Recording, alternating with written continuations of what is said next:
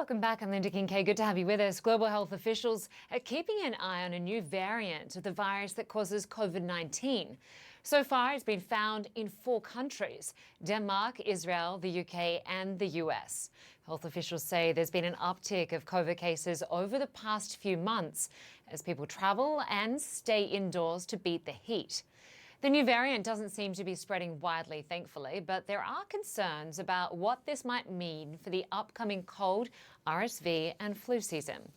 Well, I want to bring in our CNN Chief Medical Correspondent, Dr Sanjay Gupta. Always good to see you. You too. You too. So is this something we need to worry about right now? I think this is something we need to monitor right now, not necessarily worry about. In fact, the World Health Organization calls this a variant under monitoring. A couple things to point out. You mentioned the 4 countries, but if you take a country like Denmark, for example, the 3 patients over there where they found this new variant, they were in different parts of the country. They didn't seem to have a relationship to each other. So that gives you some idea that this may be more widespread than we're just seeing initially. It's also very different, Lynda, than the previous variants. So there's a lot of mutations here. And that's relevant because you can sort of count on some immunity from either having been previously infected or vaccinated. If a variant is very different, you may not have that same protection. Again, we don't know for sure. So the open questions are, how contagious is this? How sick might it make people? And will your previous immunity provide you that protection?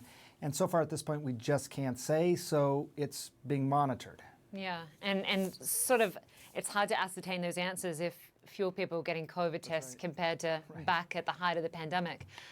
But what does this all mean for the upcoming cold and flu season?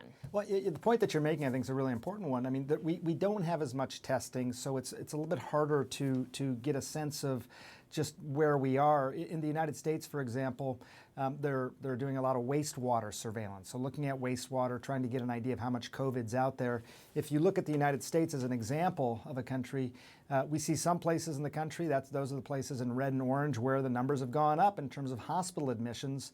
Yellow, it's sort of flat, and in a few states, it's actually gone down. But you can expect, as we go into cooler and drier weather, that these viruses will spread more.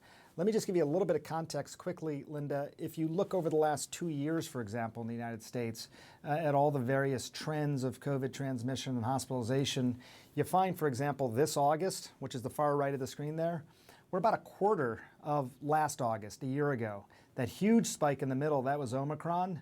The spike right before that was Delta. So, right now the numbers are going up, but they're starting from a much lower level.